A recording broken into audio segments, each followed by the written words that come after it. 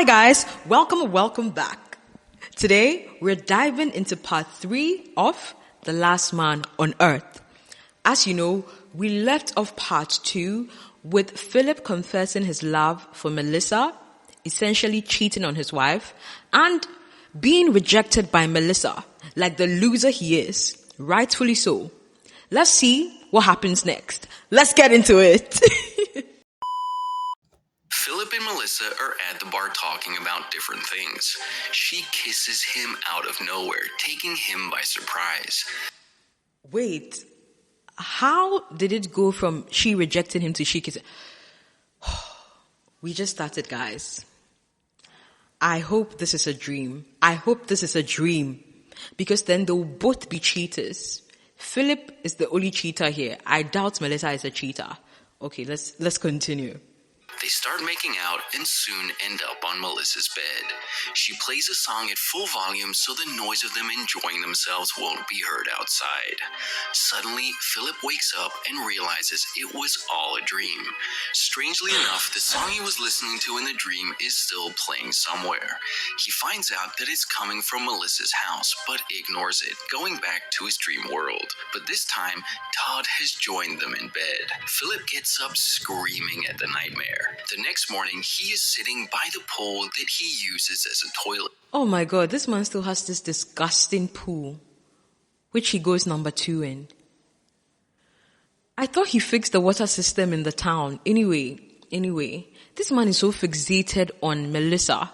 You know, he's not even as fixated on his wife as he is on Melissa. Essentially emotionally cheating. If you want to know what emotional cheating is, this is one example. Okay? This is one example.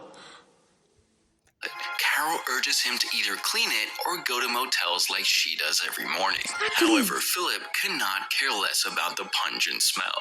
Plus, he is overly irritated today because he could hardly get any sleep last night. Later, he goes to Todd and notices that he is in a suspiciously good mood. This man is Upon being disgusting. asked about the blasting music last night, Todd reveals that he and Melissa were together. Philip urges him repeatedly and makes him admit that he made love to Melissa last night. Philip laughs in pain and pretends as though the news doesn't hurt him. Todd continues telling him all the details about the special night while Philip listens in distress. I don't like this. Todd, a gentleman does not kiss and tell. Where is society heading? They are approached by Melissa, who asks Todd to come over. Philip tries to join them, but she is quick to dismiss him. Before leaving, Todd comments that they are about to do it again and follows her behind. A distressed Philip goes to his home and falls face first into the children's pool filled with alcohol. He tries to keep the thought of Melissa and Todd out of his head, but it follows him to his bed. He can hardly fall asleep because of their lovemaking song blasting in Melissa's house. The following morning, Carol asks him to clean the pool over breakfast. Not wanting to argue, he claims that he is working on it, even though he has no intentions of doing so.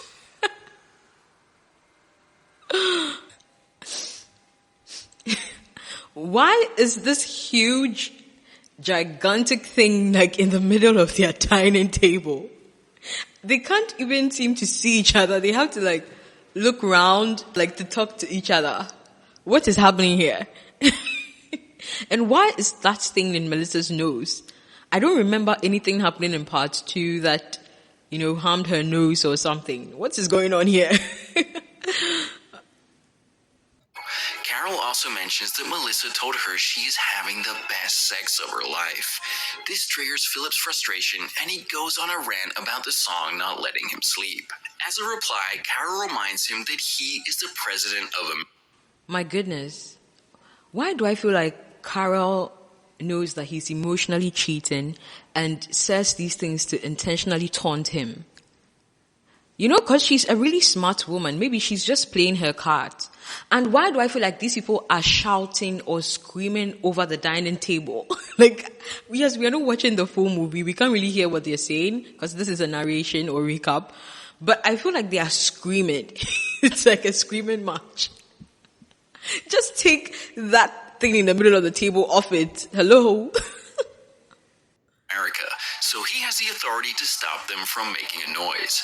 Philip thinks the idea is great and arranges a neighborhood meeting later that day. He introduces them to a grievance board where the four of them can make complaints and suggestions every week to make their community a better place.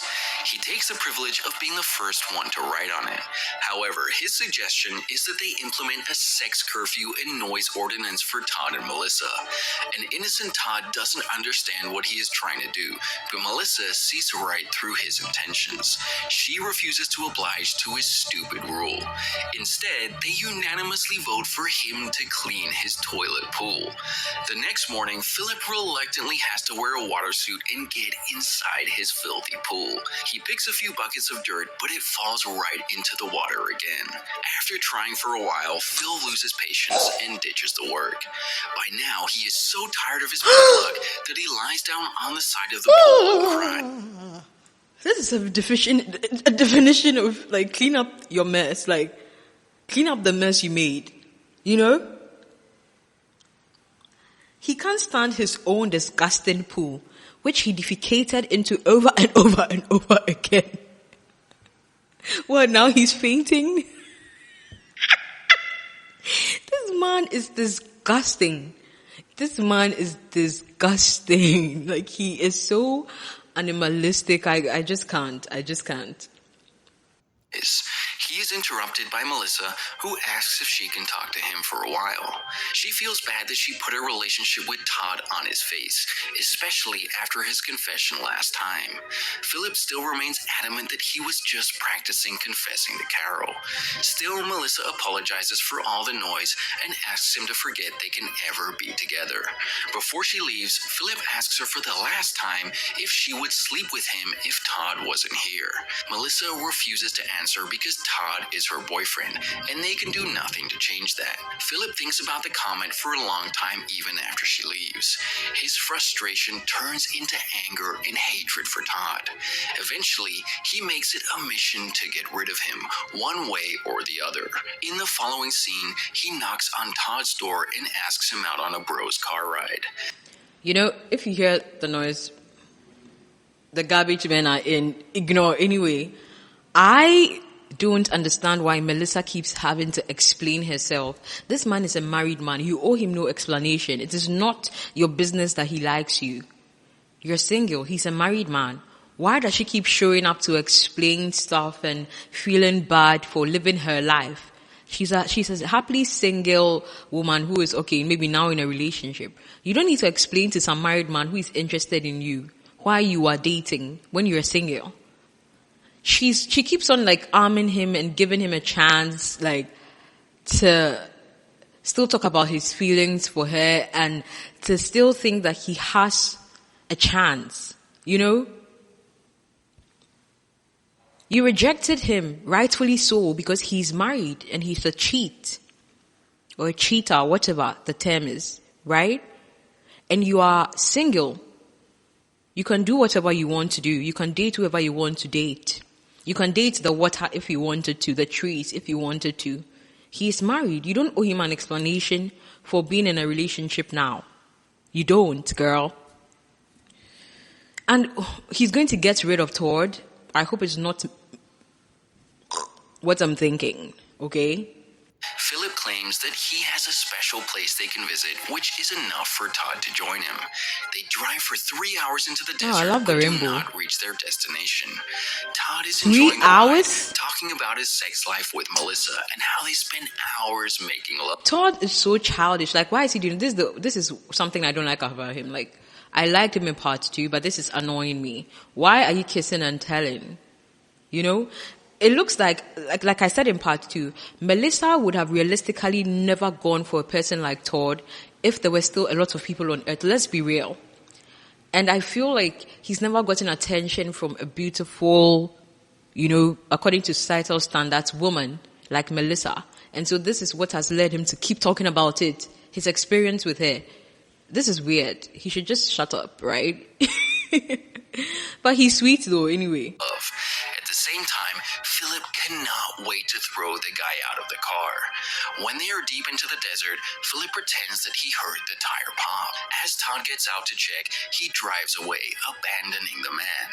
A few seconds later, Philip seconds his decision and stops the car. He tries backing up, but changes his mind again. This continues for a solid minute before Philip finally decides to ditch the plan. Todd gets inside the car and jokes that he always knew Philip was coming back. He doesn't recognize Philip's hatred for him and is positive that they are good friends. This man is He clueless. thanks Philip for everything he has in life today. A girlfriend like Melissa and 2 friends who care about him. Philip cannot help but feel awful that he tried to abandon a man like Todd. I don't think Todd is Upon emotionally returning home, intelligent, he is motivated even though to he's clean sweet. the pool. He gets his gear on and He's the kind of person that thinks the best of everyone, which might harm him in the future, you know? works for hours before finally cleaning everything. Later that day, Carol comes to his house with tissue paper up her nose to avoid the smell. Philip forces her to take them off, showing off That's his why. hours' worth of work. Carol is so happy that she hugs him and says that she is proud to be his wife. That is why she has the tissue up her nose. I get it now. Oh, and even though they're married, she still does not even. Yeah, right. Because before they got married, she had her home, and I'm sure because of the stench, she never stayed at his place. This is funny. Okay, I get it now. For the first time, Philip feels good hearing those words. In addition, he has even found a portable toilet for her so she doesn't have to go to motels every day. At night, the neighbors get together by the fire and drink. Carol thanks Todd for helping her carry her dresser. He is also praised for making a charm bracelet for Melissa. Philip cannot take someone else being the center of attention, but has to listen to the girls gush about how nice of a person Todd is. It gets worse when Todd brings out a sculpture he made of 4 of them. Out of jealousy, Philip breaks it and acts like it was a mistake. But only his statue He's such a hater. so the plan bites him back. The next morning, Philip comes to Carol's house to ask her for her DVR. Taking the opportunity, she suggests they start living together so they can use each other's things more conveniently. She is mad that even Todd and Melissa basically live together, but she doesn't live with her husband. Philip rationalizes his wish to stay alone by claiming that he loves his space and wouldn't be able to adjust with her. No, he just doesn't like her. Carol asks him to at least fix her door, or else she will ask Todd for help. As a result, Philip pretends to take measurements of the door, but Carol sees right through his act. After that, Philip goes to his favorite bar and talks to his ball buddies. He complains about Todd and how he is stealing his position in the community. Now he has to think of a grand gesture to seem better than him. As he is asking himself to think, the gesture itself appears in front of him. It is none other than a living cow. In the next scene, Philip has gathered everyone outside his home. He opens the door and blows everyone off their feet. They haven't seen an animal in more than 2 years, which is why they are beyond thankful to him. Really? However, they come to a disagreement when Philip wants to slaughter it for meat. Wait, they said the virus wiped out all humans on Earth, not animals. But come to think of it, that's true. I've not seen even one dog in this movie. Where did the cow come from? Isn't he thinking of that? What if the cow is infected with a virus? Has he thought of that? While the others want to keep it for milk and every other dairy product. Yeah, and the fact that they've never spoken about the virus, like ever.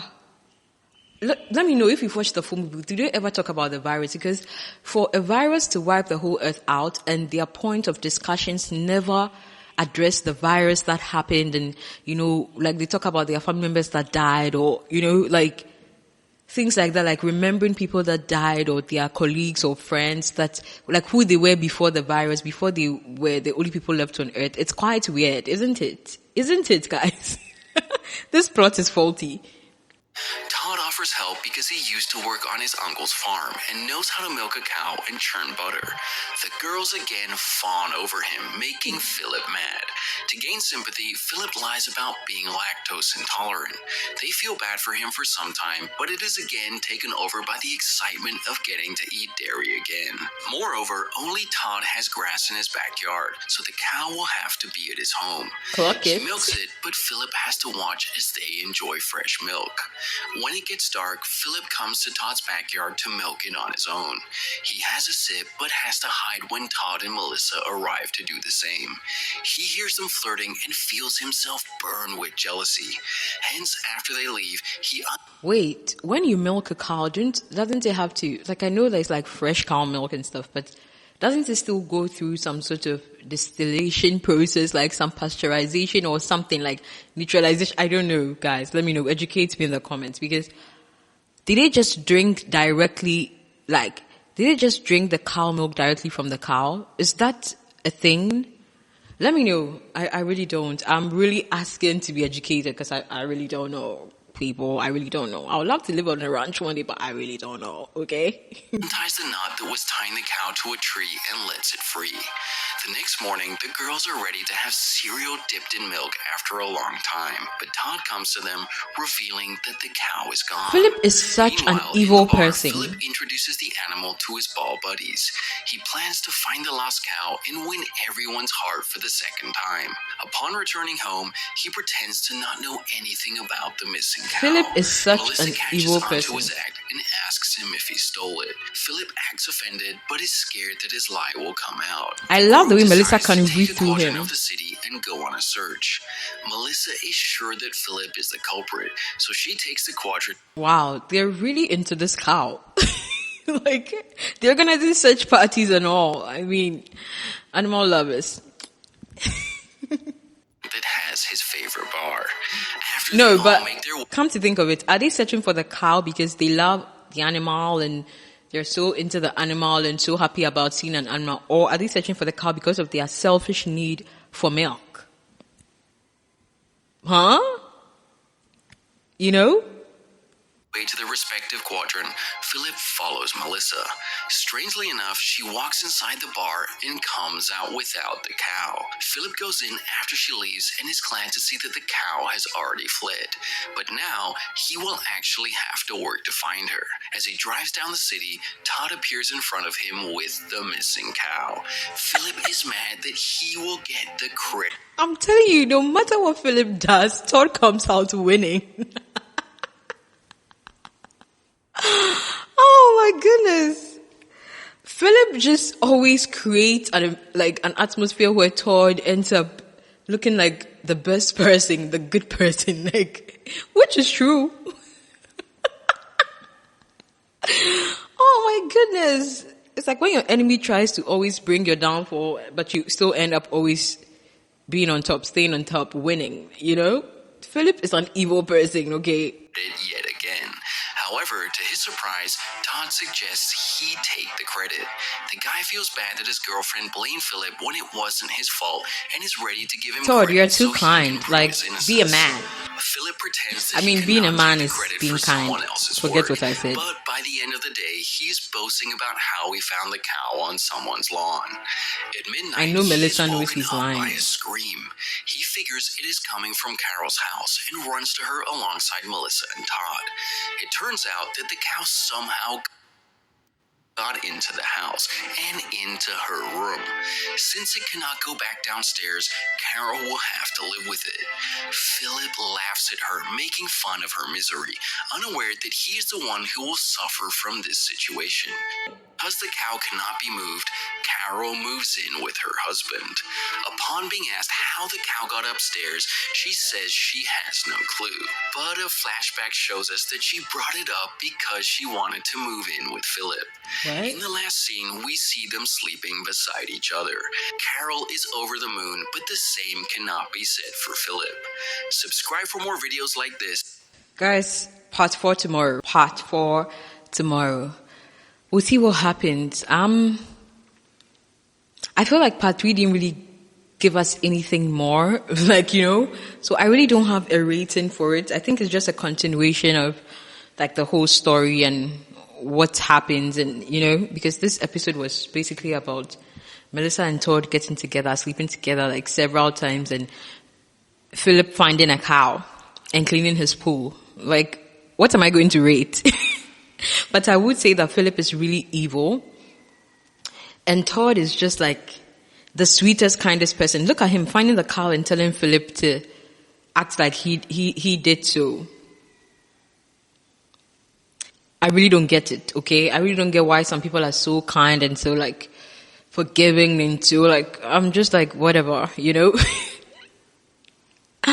Guys, if you enjoyed this continuation or part 3 of The Last Man on Earth, please do like the video, and don't forget to subscribe.